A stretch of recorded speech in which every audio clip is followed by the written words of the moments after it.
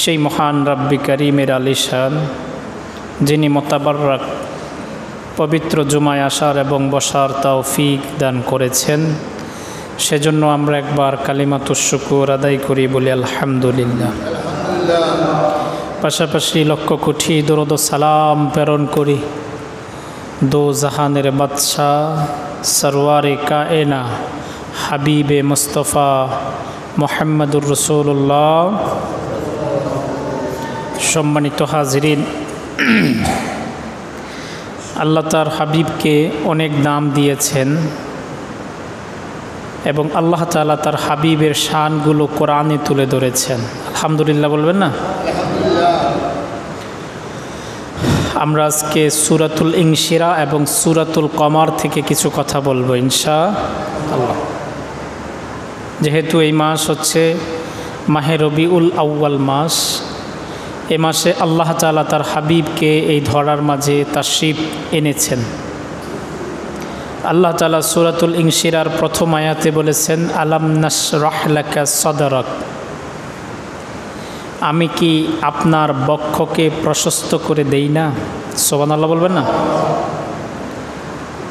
আল্লাহ বলেন আলাম নাশরাহ লাকা সাদরাক। সদরুন এটা হচ্ছে বক্ষ, বক্ষ বৃদ্ধিন, যেটাকে বলা হয় ওপেন হার্ট সার্জারি। আপনারা জানেন হাসপাতালে অনেকের ওপেন হার্ট সার্জারি হয় কিনা? আল্লাহর হাবিবের 4 বার ওপেন হার্ট সার্জারি হয়েছে। বলেন কয়বার? 4 বার।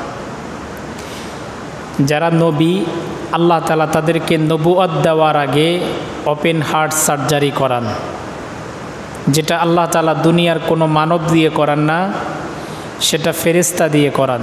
সুবহানাল্লাহ বলবেন না? এজন্য আল্লাহ বলেন আলাম নাশরাহ লাকা সাদরাক, হাবিব আমি কি আপনার বক্ষকে প্রশস্ত করে দেই না? সুবহানাল্লাহ বলবেন না?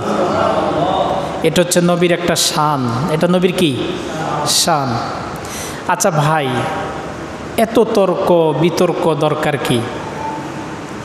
আল্লাহ যদি তার হাবিবকে তারপরে স্থান দিতে পারে, তাহলে ওই নবীকে নিয়ে তর্ক দরকার আছে? কথা বলেন। এই যে আমরা বিভিন্ন রকমের ফাও কথা নিয়ে বেশি বাড়াবাড়ি করি, কথা বুঝেন না? আচ্ছা, আল্লাহ যদি বলে ওয়ারাফা'না লাকা যিকরাক, যত জায়গায় আমার স্মরণ আছে তত জায়গায় আপনার স্মরণ আছে, তাহলে আর কিছু দরকার আছে না নাই? কথা বলেন, আর কিছু দরকার আছে? আল্লাহ যেখানে বলেছেন আলাম নাশরাহ লাকা সাদরাক, হাবিব আমি কি আপনার বক্ষকে প্রশস্ত করে দেই না? তো হুজুরের বক্ষকে বৃদ্ধিন করেছিলেন কয়বার? আমার সাথে দয়া করে কথা বলবেন, কয়বার? 4 বার। প্রথম যখন হাবিবে কিবরিয়ার বক্ষকে বৃদ্ধিন করেছিলেন, প্রশস্ত করেছিলেন, ওপেন হার্ট সার্জারি করেছিল, রাসূল করিম সাল্লাল্লাহু আলাইহি ওয়াসাল্লাম যখন তার দুধমা হালিমাতুস সাদিয়া রাদিয়াল্লাহু তাআলার কাছে ছিলেন। একদিন হালিমার ছেলে সহ আল্লাহর হাবিব পাহাড়ে খেলতে গিয়েছিলেন ছোট্টবেলায়।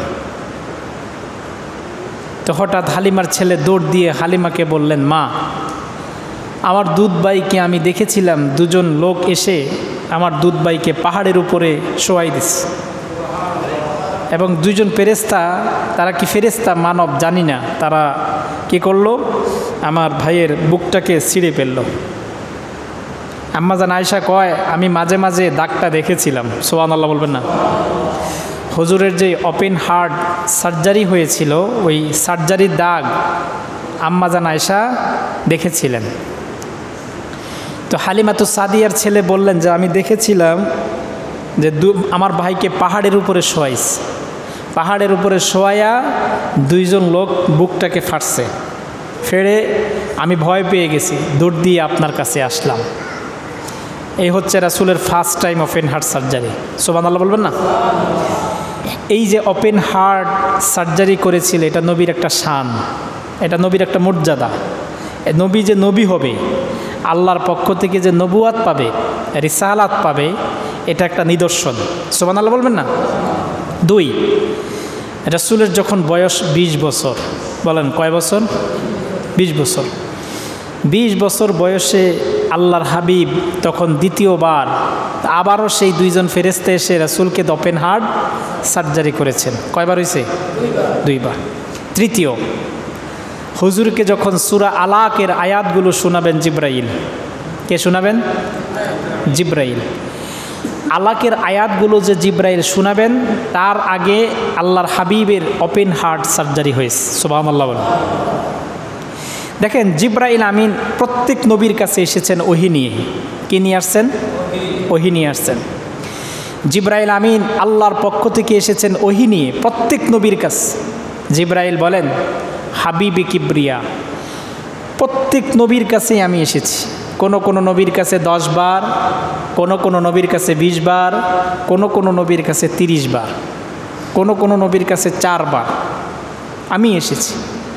কিন্তু আমি জিবরাইল সবচেয়ে বেশি আপনার কাছেই এসেছি 23 বছরে 24,000 বার।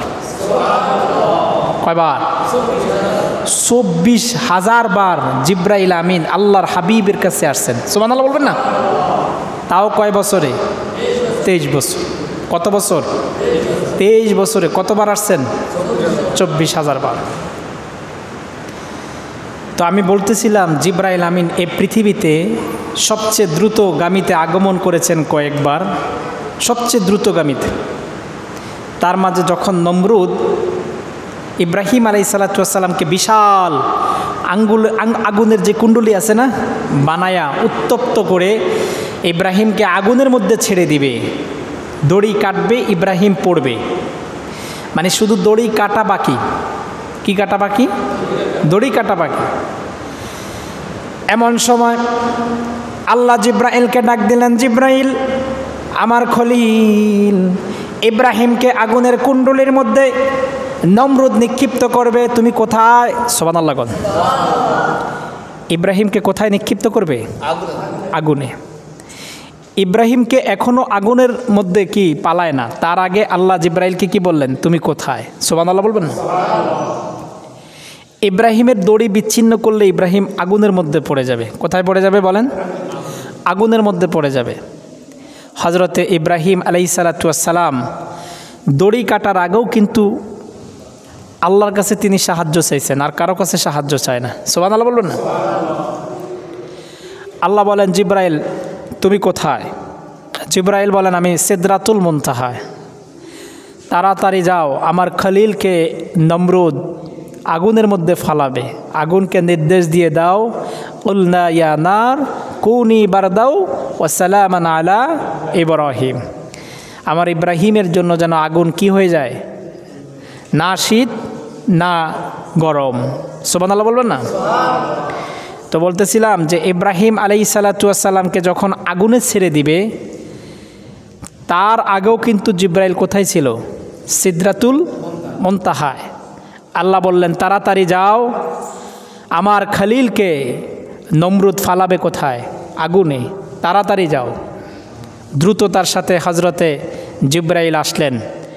জিব্রাইল বলেন, আল্লাহর হাবিব, এই দুনিয়াতে সবচেয়ে দ্রুতগামীতে আমি কয়েকবার এসেছি, তার মধ্যে ইব্রাহিমকে যখন আগুনের মধ্যে ফেলে দিবে তার আগ মুহূর্তেও আমি ছিলাম সিদরাতুল মুনতাহায়। আল্লাহর একটা হুকুমে 600 নূরের পাখা জাকি দিয়ে আমি দুনিয়াতে আগমন করেছি।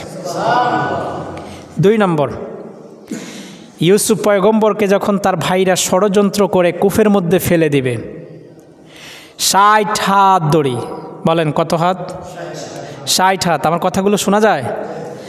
60 হাত দড়ি বেঁধেছিল ইব্রাহিমের মাজায়, ইব্রাহিমকে ফেলে দিবে কূপের মধ্যে। 30 হাত দড়ি যখন কাটলো, কাটার ঠিক আগ মুহূর্তে তারা কেটে ফেলবে। এমন সময় আল্লাহ বলেন, জিব্রাইল তুমি কোথায়? জিব্রাইল বলেন, আমি সিদরাতুল মুনতাহায়। যাও, আমার ইউসুফকে তারা ষড়যন্ত্র করে কূপের মধ্যে ফেলে মারতে চায়, আমার ইউসুফকে রক্ষা করো। সুবহানাল্লাহ বলেন। জান্নাত থেকে একটা সুন্দর পাথর নিয়ে আমার ইউসুফের একেবারে পুরো কূপের নিচে পাথরটাকে নরম বানায় দিবা, যেন ইউসুফ পড়ে পাথরের মধ্যে বসে। সুবহানাল্লাহ। দেখেন, ইউসুফের দড়ি কাটবে তার আগেও জিব্রাইল কিন্তু সিদরাতুল মুনতাহায়। সুবহানাল্লাহ বলবেন না? জিব্রাইলের দ্রুতগামী কি জিনিস? 600 নূরের পাখা। আল্লাহর হাবিব কয় জিব্রাইলের একটা পাখা আর একটা পাখার দূরত্ব হচ্ছে কত? একটা পাখার দৈর্ঘ্য এবং প্রস্থ, মানে এক কর্নার থেকে আরেক কর্নারের দূরত্ব হচ্ছে আসমান আর জমিন।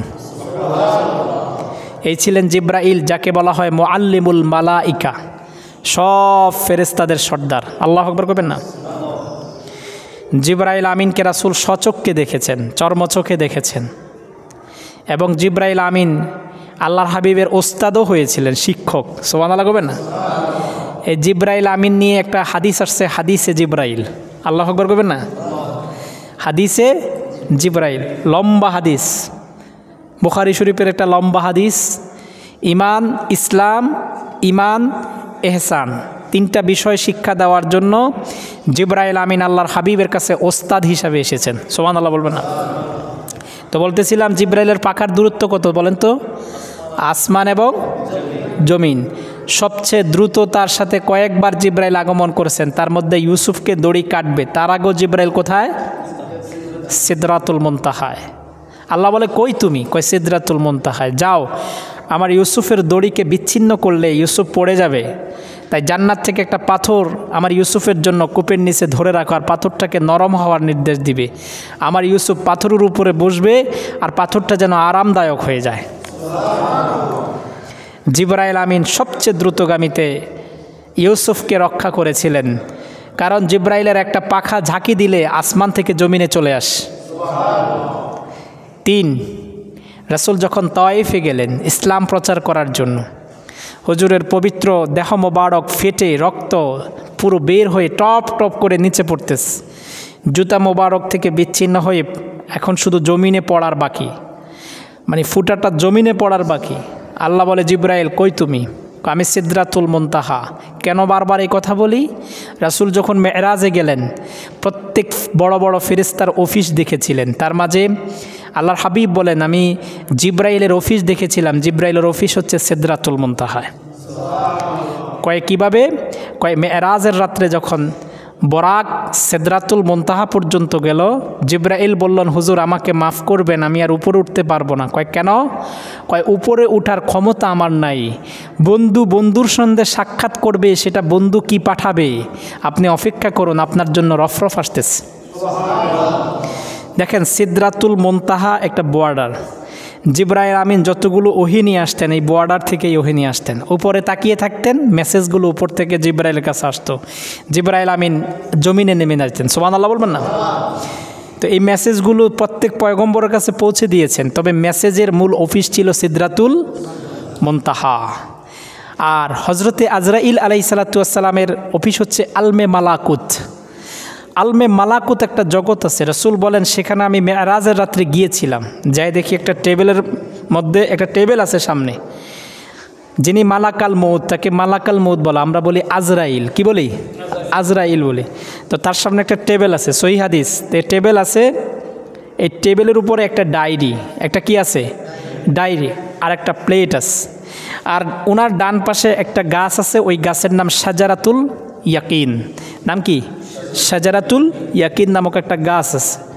তো আমি যখন গেলাম উনি কাজ করতেছে, কাজের মধ্যে ধ্যানমগ্ন, আমি সালাম দিয়েছিলাম, উনি সালামের জবাবও নেয় না। পরে জিব্রাইল আমিন বললেন যে আপনাকে কে সালাম দিছে এই মুহূর্তে, আপনি কি জানেন? উনি সৌভাগ্যবান ব্যক্তি, উনি আজ জান্নাত দেখবে, উনি আল্লাহর আরশ দেখবে। উনি আসছে 70,000 নূরের পর্দা, তাকে নূরের পর্দা বেদ করে উনি আরশে আজিমে যাবে। শুধু তাই নয়, উনি 70,000 আল্লাহর স্পেশাল ফেরেশতা দ্বারা অনারব গার্ড দিয়ে আল্লাহ তাআলা তাকে উপরে উঠাচ্ছেন। জিবরাইল সাথে সাথে চেয়ার থেকে উঠে, আজরাইল উঠে বললেন যে হাবিবে কিবরি আমাকে মাফ করবেন, প্রত্যেকটা সেকেন্ডের মূল্য আমার কাছে অমায়িক, কারণ আমি দৃষ্টিগোচর হলে আমার দেখা যাচ্ছে হিসাব মেলাতে কষ্ট হবে, এজন্য রাসূল আপনি আমাকে ক্ষমা করবেন। আমি জানতে চাই আপনার যে সামনে যে ডায়েরিটা, এই ডায়েরিটা কিসের? বলল পৃথিবীর সূচনা থেকে শেষ পর্যন্ত সব মাখলুকাতের নাম এই ডায়েরিতে নোট করা আছে। কয় প্লেট? কয় পৃথিবীর সূচনা থেকে শেষ পর্যন্ত সব মানুষের চেহারায় প্লেটে আছে। কয় এই গাছটা কিসের? এই গাছ হচ্ছে শাজারাতুল ইয়াকিন নামক গাছ। আপনার ডিউটি কিভাবে করেন? বলছে আমি একটা লোক মারা যাবে, মনে করেন মারা যাবে আব্দুস সাত্তার, লোকটা ইসলামপুর বাড়ি, এই লোকটা মারা যাবে 12ই রবিউল আউয়াল। 40 দিন আগে ওই শাজারাতুল ইয়াকিন নামক গাছ থেকে একটা পাতা তার নামে ঝরে যায়। সুবহানাল্লাহ। মারা যাবে 12 তারিখে, তার 40 দিন আগে গাছের পাতা ঝরে যাবে। মৃত্যুর একটা সিমটম আলামত তার মাঝে দেখা দিবে, সে বুঝতে পারবে না, আসমানে এলান করতে থাকবে যদি সে নেককার হয়। সুবহানাল্লাহ। আসমানের প্রত্যেকটা ফেরেশতা বলবে যে অপেক্ষা করো, একজন মাহবুব বান্দা আমাদের জন্য আসতেছে। সুবহানাল্লাহ বলবেন না? একজন কি বান্দা আসতেছে? মাহবুব, প্রিয় বান্দা আসতেছে। আমার কথাগুলো বুঝেন? কথা বলেন না, আমার কথাগুলো বুঝেন? বলতেছিলাম যে মালাকুল মউত কি বলবে যে এই যে ডায়েরিটা দেখছেন, এই ডায়েরির মধ্যে সূচনা থেকে শেষ পর্যন্ত আদি মানব সন্তান আদমের সব সন্তানের কি লেখা আছে? নাম। বলেন কি লেখা আছে? নাম। সে মারা যাবে, এখানে নামটা কাটা হবে, প্লেটের চেহারা নির্ণয় করা হবে, স্থান বেদ কাল পাত্র বেজে কোথায় তার মৃত্যু হবে সেখানে উপস্থিত হয়ে যাবে। সুবহানাল্লাহ। এইভাবে আল্লাহর হাবিব প্রত্যেকের অফিস দেখেছিলেন। জিবরাইলের অফিস কোথায়? সিদরাতুল মুনতাহা। সিদরাতুল, জিবরাইল কি বললেন? হুজুর আমি আর উপরে উঠতে পারবো না। সিদরাতুল মুনতাহা অফিস থেকে জিবরাইল আর এক কদম উপরে উঠতে পারবে না। জিবরাইলের এক কদম মানে কতটুক জানেন? আসমান এবং জমিন। মিয়া সুবহানাল্লাহকে আস্তে কইবেন না জোরে কইবেন? জিবরাইলের অফিস কি? আসমান এবং জমিন। কয় কদম? এই কথা বললেন না, কয় কদম? এক কদম। জিবরাইলের অফিসের নাম কি? সিদরাতুল মুনতাহা। জিবরাইল আমিন বলতেছে হুজুর আমি আর উপরে উঠতে পারবো না, বোরাকের শেষ সীমানা এটা। কয় তাহলে আমি উপরে উঠবো কীভাবে? কয় আপনার বাহন আসতেছে, কিটা নাম হচ্ছে রফ রফ। নাম কি? বাংলাদেশে ঐতিহ্যবাহী 2টা লঞ্চ ছিল, একটার নাম হচ্ছে আল বোরাক। আল বোরাকে করে কখনো ঢাকা গেছেন? আল বোরাক ছোটোবেলার সবচেয়ে জনপ্রিয় লঞ্চ। আল বোরাক নাম কি? আল বোরাক সবচেয়ে চাঁদপুরের একটা জনপ্রিয় লঞ্চ ছিল। এই লোকটা হয়তো রাসূলের মেরাজের 2টা বাহনের নাম দিয়ে তার লঞ্চের নাম রাখছে। সুবহানাল্লাহ বলবেন না? রাসূলের আরেকটি বাহনের নাম ছিল রফ রফ। সুবহানাল্লাহ বলবেন না? রাসূল কয় রফ রফ হচ্ছে চাদর। চাদর বুঝছেন? চাদর। রফ রফ কয় রফ রফ একা এসেছে, কেউ নাই, সেখান থেকে আমি উপরে উঠবো। সুবহানাল্লাহ বলবেন না? তো বলতেছিলাম জিবরাইলের বর্ডার হচ্ছে কোথায়? সিদরাতুল মুনতাহা। এই সিদরাতুল মুনতাহা থেকে রাসূলের কাছে মেসেজ নিয়ে গেছে 23 বছরে 24,000 বার। কয়বার? 24,000 বার। তাহলে ভাই বলেন তো নবীকে নিয়ে আর কোনো বিতর্কের দরকার আছে?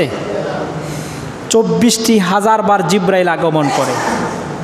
যেই নবীর মিলাদ অন্যান্য নবীদের মিলাদের চাইতে উত্তম, যেই নবীর ইন্তেকাল অন্যান্য নবীদের চাইতে উত্তম, যেই নবীর চলাফেরা অন্যান্য নবীদের চাইতে উত্তম, যেই নবীর আদর্শ সব নবীদের আদর্শকে এক পাল্লায় রাখলে আমার নবীর আদর্শের মতো হবে না। সুবহানাল্লাহ বলবেন না? তাহলে নবীকে নিয়ে আর তর্কের দরকার আছে? কথা বলেন, তর্কের দরকার আছে? আচ্ছা, তো বলতেছিলাম জিবরাইল আমিন সিদরাতুল মুনতাহা থেকে দ্রুতগামীতে আগমন করেছিলেন। রাসূল সাল্লাল্লাহু আলাইহি ওয়াসাল্লাম যখন তায়েফে ছিলেন, বলেন কোথায় ছিল? তায়েফ। হুজুরের পুরো শরীর রক্তাক্ত হয়ে গেছে, রক্তের ফোঁটা পড়ে গেছে, জমিনের মধ্যে পড়বে, জুতা থেকে শুধু বাকি জমিন, জুতা থেকে বাকি কি? জমিন। জিবরাইল আপনি কোথায়? জিবরাইল বলে আমি সিদরাতুল মুনতাহায়। আপনি তাড়াতাড়ি যান, আমার হাবিবের রক্ত যদি তায়েফের মাটির মধ্যে স্পর্শ হয়ে যায় তাহলে তায়েফের মাটি তামার চাইতে শক্ত হবে, এই তায়েফবাসীরা কখনো ফসলও ফলাতে পারবে না। রাসূল তায়েফের জন্য দোয়া করে গিয়েছেন। কি করে গিয়েছেন? আজকে দেখেন আপনি মক্কাতুল মুকাররমায় যখন হজ করতে যাবেন তখন তায়েফে গেলে দেখবেন ফল আর ফল, ফলের কোনো শেষ নাই। সুবহানাল্লাহ বলবেন না? এটা রাসূলের দোয়া। কার দোয়া? রাসূল সাল্লাল্লাহু আলাইহি ওয়াসাল্লাম তায়েফের জন্য কি করে গেছেন? দোয়া করে গেছেন। জানি না এখানে কয়জনে তায়েফে গেছেন। তায়েফ কখনো গেলে আপনি তায়েফ যাবেন। তায়েফ একটা ট্র্যাজেডির জায়গা। মক্কায় কখনো হজ করতে গেলে উহুদ পাহাড় দেখতে যাবেন। মক্কায় কখনো হজ করতে গেলে জাবালে রহমত পাহাড় দেখতে যাবেন। মক্কায় কখনো হজ করতে গেলে বদর পাহাড় দেখবেন। মক্কায় কখনো হজ করতে গেলে রাসূলের বাড়ি একটু জিয়ারত করে আসবেন। মদিনা তো যান, মদিনা রাসূলের বাড়ি না, মদিনা হচ্ছে রাসূলের হিজরতের জায়গা। নবীর বাড়ি মক্কায়। নবীর বাড়ি কোথায়? মক্কায়। মদিনারে যেমন জান প্রাণ দিয়া মোহাব্বত করেন না, নবী আছে বলে, তো নবীর বাড়িটাকে এমন মোহাব্বত করেন। সুবহানাল্লাহ বলবেন না? দেখেন নসিব কি ভালো, আবু জাহেলের বাড়ি হচ্ছে ল্যাট্রিন। হাজিরা ওয়াশরুমে যাইতে হইলে আবু জাহেলের বাড়িতে যাইতে হয়। কার বাড়িতে? কথা বলেন না, কার বাড়িতে? আবু জাহেলের বাড়িতে। আর হাজিরা ইসলাম সম্পর্কে যদি জানতে চায়, যদি কোনো ভালো বই পড়তে চায়, তাহলে রাসূলের বাড়িতে রওনা হোক। সুবহানাল্লাহ। রাসূলের বাড়ি বানাইছে সবচেয়ে বড় লাইব্রেরি। সুবহানাল্লাহ বলবেন না? মক্কার সবচেয়ে বড় লাইব্রেরি রাসূলের বাড়ি। এমন কোনো কিতাব নাই সেখানে নাই। সিয়াসিত্তার সব কিতাবগুলো সেখানে আছে। যাবেন কখনো মক্কায় গেলে ফাতেমা রাদিয়াল্লাহু তাআলার বাড়িতে যাবেন। সুবহানাল্লাহ বলবেন না? কখনো মক্কায় গেলে হজরতে খাদিজা রাদিয়াল্লাহু তাআলা তার জায়গায় যাবেন, ঘুরবেন, দেখবেন, মদিনা দেখবেন, মক্কা দেখবেন, জায়গার কোনো শেষ নাই। বলতেছিলাম তায়েফে যাবেন। তায়েফে গেলে দেখবেন কি জানেন? তায়েফে গেলে দেখবেন যে রাসূল করিম সাল্লাল্লাহু আলাইহি ওয়াসাল্লাম যে তায়েফবাসীর জন্য দোয়া করেছেন, আল্লাহ তাআলা তার হাবিবের দোয়ার বরকতে তায়েফবাসীর ফসলের মধ্যে কেমন বরকত দিয়েছে। রাসূলের এখনো পর্যন্ত অনেক স্মৃতি আছে। আপনি মসজিদে কেবলাতাইন যাবেন, 2 কেবলার মসজিদ। সেখানে গেলে আপনার একটা অনুভূতি কাজ আসবে যে এই মসজিদে দাঁড়িয়ে আল্লাহর হাবিব সাল্লাল্লাহু আলাইহি ওয়াসাল্লাম জিবরাইল আমিন বললেন, ফাওয়াল্লি ওয়াজহাকা শাতরাল মসজিদিল হারাম। এই মসজিদে কেবলাতাইন, 2 কেবলার মসজিদে আল্লাহর হাবিব দাঁড়ানো অবস্থায় এই সময় আয়াত নাজিল করে, হাবিব 16 থেকে 17 মাস শুধু আপনার ধারণা আপনি একটু বাইতুল্লাহর দিকে ফিরে নামাজ পড়বেন। বাইতুল মাকদিসের দিকে নামাজ পড়লে আপনার তৃপ্তি আসে না। নামাজের মধ্যে আল্লাহ আয়াত নাজিল করে আপনি আপনার চেহারাটাকে ঘুরাইয়া দেন। সুবহানাল্লাহ বলবেন। মক্কার অনেকগুলো নিদর্শন আছে, শাআরুন আছে, নিদর্শন আছে। মক্কায় জান্নাতি পাথর আছে। কি পাথর? জান্নাতি পাথর আছে না নাই? কথা বলেন। জান্নাতি পাথর আছে না নাই? এই যে হাজি ভাইরা যে চুম্মা দেয় যে পাথরের মধ্যে, ওই পাথরটা জান্নাতি পাথর। মাকামে ইব্রাহিম দেখবেন। হারাম শরীফের কাছে কি আছে? মাকামে ইব্রাহিম। ইব্রাহিম আলাইহিস সালামের পায়ের চিহ্ন। কিসের চিহ্ন? পায়ের চিহ্ন। এটা জান্নাতি পাথর। সুবহানাল্লাহ বলবেন না? এটা কিসের পাথর? ইব্রাহিম আলাইহিস সালাম যেই পাথরে দাঁড়িয়ে কাবার কাজ করেছেন, ওই পাথরটার নাম মাকামে ইব্রাহিম। মাকামে ইব্রাহিম। এই মাকামে ইব্রাহিম একটা জান্নাতি পাথর। হাজরে আসওয়াদ এটাও জান্নাতি পাথর। দেখছেন মক্কায় গেলে কত নিদর্শন আপনি দেখবেন। মক্কায় গেলে এটাও দেখবেন, একটা রাস্তার মধ্যে দেখবেন মাটি আর উপরে মাঝখানে ঝুলন্ত একটা পাথর। দেখছেন কিনা কখনো? এই পাথরটা কি পাথর জানেন? মক্কার কাফেররা ষড়যন্ত্র করে হুজুরকে মারতে চেষ্টা করছিল। আল্লাহ তাআলা তার অলৌকিক কুদরতি ক্ষমতা দিয়ে পাথরটাকে আটকায় রাখছেন। সুবহানাল্লাহ। এই পাথর এখনো পর্যন্ত এইভাবে থাকে, এইভাবে একেবারে ঝুলন্ত। দেখছেন কিনা এই পাথরটা? দেখছেন কেউ? মক্কাতুল মুকাররমা এই পাথরটা আছে। একটা রাস্তার মধ্যে দেখবেন ঝুলন্ত অবস্থায়, কোনো কিছু দিয়ে বাঁধা না, একেবারে ঝুলন্ত। সুবহানাল্লাহ বলবেন না? বলতেছিলাম জিবরাইল আমিন সবচেয়ে দ্রুতগামীতে দুনিয়াতে আগমন করেছেন কয়বার? 4 বার। মনে আছে? কথা বলেন, মনে আছে? 4 নম্বর, জিবরাইল আমিন যখন আসলেন মেরাজের রাত্রে। কিসের রাত্রে? মেরাজের রাত্রে যখন আসলেন, মেরাজের রাত্রে আসার সময় জিবরাইল আমিন আল্লাহর হাবিবকে জমজমের পানি দিয়ে সিনা চাক করিয়েছেন। সুবহানাল্লাহ বলবেন। কিসের পানি দিয়া? জমজমের পানি দিয়া। এই জন্য আল্লাহ তাআলা সূরাতুল ইনশিরার প্রথম আয়াতে বলেছেন, আলাম নাশরাহ লাকা সাদরক। হাবিব আমি কি আপনার বক্ষকে বৃদ্ধিন করে দেই না? আমি কি আপনার বক্ষকে প্রশস্ত করে দেই না? আল্লাহু আকবার করবেন না মিয়া? তারপরে আল্লাহ তাআলা সূরাতুল ইনশিরায় তার হাবিবের আরেকটি শান তুলে ধরেছেন, ওয়া রাফা'না লাকা যিকরাক ইযা যুকিরতু যুকিরতা মাই। যত জায়গায় আল্লাহর নাম আছে, যত জায়গায় কার নাম আছে? কার নাম? আল্লাহর নাম আছে। তত জায়গায় কার নাম আছে? পেয়ারা নবী সরওয়ারে কায়নাতের নাম আছে। সুবহানাল্লাহ বলবেন। তা আমি এজন্য বলি ভাই, আর দরকার আছে? কথা বলেন, আর দরকার আছে? যেখানে আল্লাহ তার হাবিবকে তার পাশে রাখছেন, যেখানে আল্লাহ তার হাবিবকে কি রাখছেন? পাশে রাখছেন, সেখানে নবীকে আর উপর উঠা দরকার আছে? কথা বলেন। আজকে একদল লোকে কি কয় জানেন? কত বড় জাহেল, কত বড় মূর্খ হইলে কথা বলে। কয় রাসূল আরশে আজিমে পাড়া দিবেন, সিঁড়ির অভাব ছিল। আব্দুল কাদের জিলানির কাঁধে বহন করে রাসূল নাকি মেরাজে গেছেন। আস্তাগফিরুল্লাহ বলবেন না মিয়া? এখানে আল্লাহর অক্ষমতা বোঝায়। কার অক্ষমতা? কথা বলেন, কার অক্ষমতা বোঝায়? আল্লাহর অক্ষমতা। অথচ আল্লাহ বলেন তাবারাকাল্লাযী বিয়াদিহিল মুলক, সব মুলুকের ক্ষমতা কার হাতে? কথা বলেন, কার হাতে? আল্লাহর হাতে। বলেন না, কার হাতে? আল্লাহর হাতে। এজন্য প্রিয় ভাই আমার, এমন কথা বলা দরকার নাই যে কথার কারণে নিজের ঈমানও চলে যায়। কি চলে যায়? ঈমান চলে যায়। এবার আসেন, এই যে আল্লাহ তাআলা বলছেন ওয়ারাফা'না লাকা যিকরাক, হাবিব আমি কি আপনার স্মরণকে বুলন্দ করে দেই না? সব জায়গায় আছে। জান্নাতে প্রত্যেকটা দরজার মধ্যে আল্লাহর হাবিবের নাম লেখা আছে। জান্নাতে প্রত্যেকটা দরজার মধ্যে কার নাম লেখা আছে? আমার নবীর নাম। বলেন, কার নাম? আবার বলেন, কার নাম? নবীর নাম লেখা আছে। এজন্য বলা হয় ইযা যুকিরতু যুকিরতা মাই, হাবিব আপনি যখনই আল্লাহর স্মরণ করা হবে তখনই আপনার স্মরণ করা হবে। যখনই আল্লাহর স্মরণ তখনই তার হাবিবের স্মরণ। সুবহানাল্লাহ বলবেন না মিয়া? আচ্ছা বলেন, আপনি যখন আজান দিবেন, বলেন কি দিবেন? আপনি যখন কি দিবেন? আজান দিবেন। আজানের মধ্যে আল্লাহর পাশে নবীর নাম আছে না নাই? কথা বলে, আছে না নাই? তা আমার প্রশ্ন হচ্ছে ভাই, নবীকে মহাব্বত করে না দুনিয়াতে কি এমন কোনো মুসলমান আছে? কথা বলেন। এই নবীকে ভালোবাসে না এমন কোনো নবী আছে, উম্মত আছে? উম্মত আছে? তাহলে আমরা উম্মতের মাঝে এত বিভেদ কিল্লাইগা? আমরা কেন একজন আরেকজনকে কাফের কই? আমার বুঝে আসে না। সাধারণ একটা বিষয় নিয়ে এত বড়, এত তর্ক, এত কিছু দরকার কি? আপনি যেই কোনো কোরআনের আলেমদেরকে বলবেন যে ভাই নবী যে দুনিয়াতে আসছে, নবীর আগমনে আপনি খুশি আছেননি, সে বলবে আছি। আমার কথা হচ্ছে, এই সামান্য একটা বিষয় নিয়ে নিজের ঈমান আর আমলকে শেষ করে দিবেন কেন?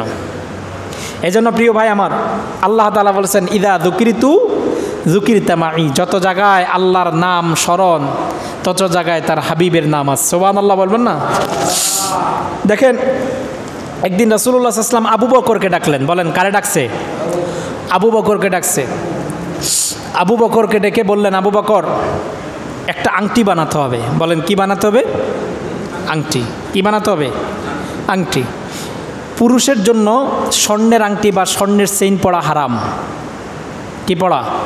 স্বর্ণের আংটি বা স্বর্ণের চেইন পড়া কি? হারাম।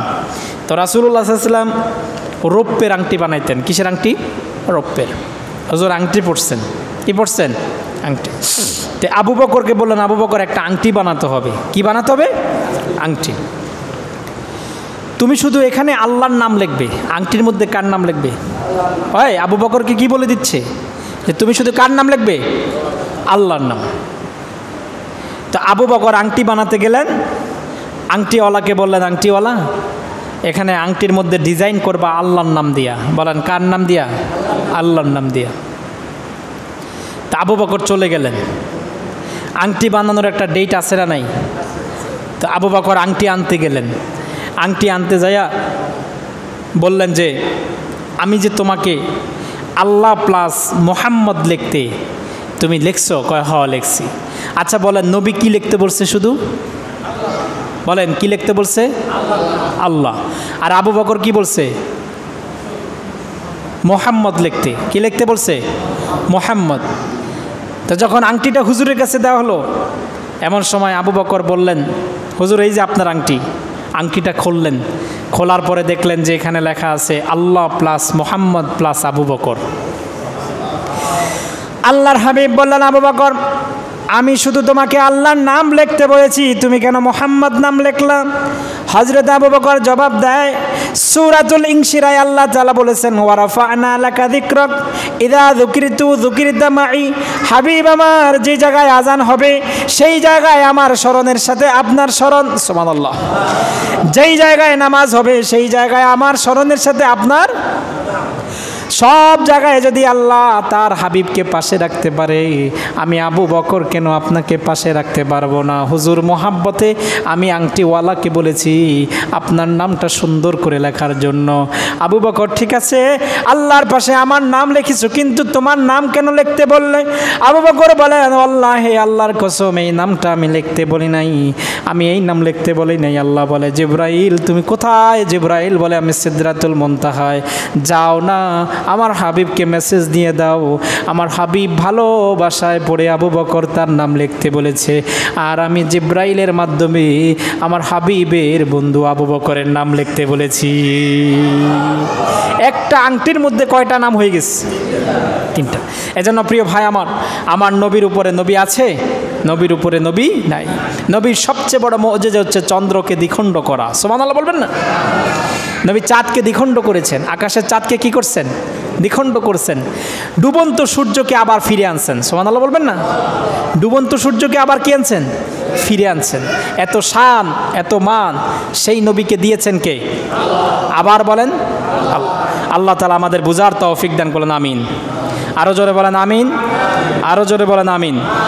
একটা মাসআলা বলবো, সেই মাসআলা হচ্ছে আমরা অনেকে জুমার নামাজ পড়তে আসি কিনা? কথা বলেন। ইমাম সাহেব যখন বয়ানে বসে যাবে, এই সবাই মনোযোগ দিয়ে শুনেন, ইমাম সাহেব যখন বয়ানে বসে যাবে তখন আর কোনো নামাজ পড়তে পারবেন না। মাসালা, তখন নামাজ পড়া নিষেধ, দোয়া করা নিষেধ, জিকির করা নিষেধ, কোরআন পড়াও নিষেধ। এটা আমার কথা না।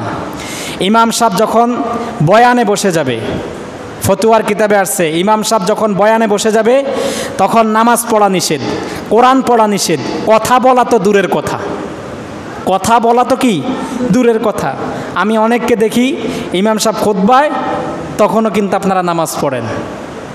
যেখানে বয়ান করা অবস্থায় ইমাম সাহেব বয়ানে বসে গেছে সেখানে আর কোনো নামাজ থাকবে না। নামাজ এটা সুযোগ দেওয়া হয় কিনা বলেন? কথা বলেন। ইমাম সাহেব সুযোগ দেয় কিনা? তাহলে ফতুয়ার কিতাবে স্পষ্ট আছে যে ইমাম সাহেব যখন বয়ানে বসে যাবে তখন নামাজ নাই, জিকির নাই, কোরআন তেলাওয়াত নাই, শুধু ইমাম সাহেব যা বলবে সব শুনবে। সুবহানাল্লাহ বলবেন না? ইমাম সাহেব যা বলবে সব শুনবে মনোযোগ সহকারে। ওই যে বারিন্দায় নিজে নিজে নামাজ পড়বেন, নামাজ পড়া যাবে না। নামাজ পড়ার নির্ধারিত সময় আপনাকে বেঁধে দিবে, আপনি ওই সময় নামাজ পড়বেন। ইমাম সাহেব খুতবার সারাংশ পাঠ করবে, শোনাবে। এই যে আমি একটু পরে খুতবা পড়ব, এই খুতবার আবিধানিক পারিভাষিক সবগুলো আপনাদেরকে শুনাই দিছি। এখন আপনারা কি করবেন? আমি এখন বয়ান ছাড়বো, আপনারা সুন্নত পড়বেন, আবার সুন্নত শেষ আমি খুতবা পড়ব। এটাই হচ্ছে নিয়ম। এটাই কি নিয়ম? এজন্য এই নিয়মটা যেন আমাদের সবসময় বন্ধ থাকে। সবাই বলেন আমিন। আসসালামু আলাইকুম ওয়া রাহমাতুল্লাহি ওয়া বারাকাতুহু।